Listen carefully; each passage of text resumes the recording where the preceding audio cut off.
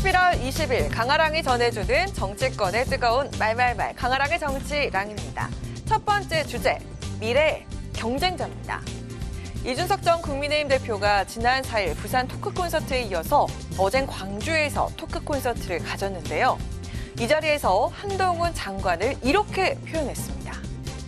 저분은 어쨌든 공직자로서 계속 살아오신 커리어가 있고 일정한 부분에 국민들의 지지를 받고 있고 이런 것도 있다 보니까 저분과는 언젠가 경쟁할 수도 있겠다라는 생각은 해요.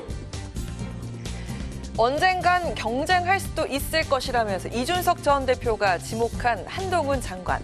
최근 들어 부쩍 정치적 행보를 넓히는 모양새인데요. 한 장관의 정계 진출설은 지난 17일 대구 방문 이후 불이 붙었습니다. 이 자리에서 한 장관은 꽤 오랜 시간 시민들과 사진을 찍는가 하면 총선 출마 질문에 총선은 국민 삶에 대단히 중요하다고 답했습니다. 또 대구 시민들을 깊이 존경한다는 발언도 남겨서 여러 해석이 나오고 있습니다. 대구 방문에 이어서 한 장관은 오는 21일과 24일엔 대전과 울산을 방문한다고 하죠. 한 장관의 행보를 두고 정치적 해석이 나오자 법무부는 순수한 정책 현장 방문 일정이라면서 선을 그었습니다. 한 장관의 의사와 상관없이 정치권에선 출마설이 꾸준히 제기되자 국민의힘 내부에선 환영의 목소리가 나오는 분위기입니다. 어려운 지역에 가서 본인을 희생하면서 그 승리를 이끌어낼 수 있는 그런 역할을 한다면 당에게 더 큰 도움이 되지 않을까. 한동훈 장관이 가지고 있는 장점이 분명히 있습니다. 우리 당이 잘 활용하고 그 역할을 한동훈 장관이 감당하게 된다면 충분히 좋은 자원으로서 당에서 총선에서도 역할을 할 수 있지 않을까. 당 안팎에선 한 장관의 역할론에 대한 다양한 의견도 거론되는데요. 장관직에서 물러나 총선 출마 후보군으로 합류할 거란 관측이 나오는 반면 비례대표 출마설과 함께 선거대책위원장을 맡을 거란 의견도 있습니다. 보폭을 넓히는 한 장관을 향해 견제 목소리도 나오는 상황인데요. 어제 대구 동대구역에서 저 모습은 한동훈의 정치쇼였다고 봅니다. 이제 대구 시민들의 마음에 쏙 들 이야기를 했어요. 장관으로서는 사실 총선 앞두고 이례적인 발언이라고 봅니다. 보통 장관들은 오해 살 만한 이야기를 잊으면 결코 하지 않아요. 총선 치읓자 이야기도 꺼내지 않는 거거든요. 저는 국민의힘 자산을 넘어서 좀 대한민국의 자산이 되시기를 좀 결국 그 보수의 전사로 남는 거 아닌가 이런 안타까움이 좀 있어 복합위기에 직면한 이런 상황에서 법률가 한 명이 더 추가로 정치권에 입문하는 게 과연 이런 위기 극복에 도움이 될까. 공직선거법상 한 장관이 내년 총선에 출마하려면 선거 90일 전인 1월 11일 전까지 공직을 내려놔야 하는 상황인데요. 미래 경쟁자로 지목된 한동훈 법무부 장관, 과연 한 장관은 출마할 결심을 한 걸까요? 앞으로 행보에 정치권의 이목이 쏠리고 있습니다. 두 번째 주제는 민주당 현수막 논란입니다. 민주당이 새롭게 내건 현수막 문구를 두고 주말 사이 청년 비하 논란이 들끓었죠. 조정식 사무총장은 사태 수습을 위해서 기자 간담회를 열고 사과했습니다.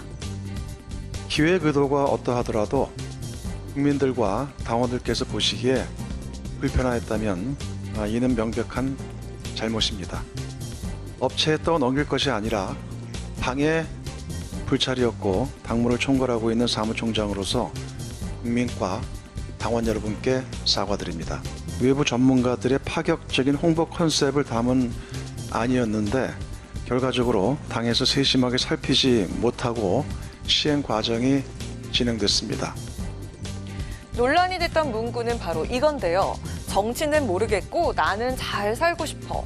경제는 모르지만 돈은 많고 싶어. 이는 민주당이 2030 세대 집중한 프로젝트인 일명 갤럭시 프로젝트의 티저 현수막 문구 중 일부였습니다. 이를 두고 민주당이 청년을 정치도 경제도 관심 없는 이기적인 세대로 일반화하고 있는 게 아니냐는 지적이 나왔는데요. 청년 표심을 겨냥해서 새로 만든 홍보 현수막이지만 청년을 공감하기는커녕 비하하는 거냐는 비판이 이어졌습니다.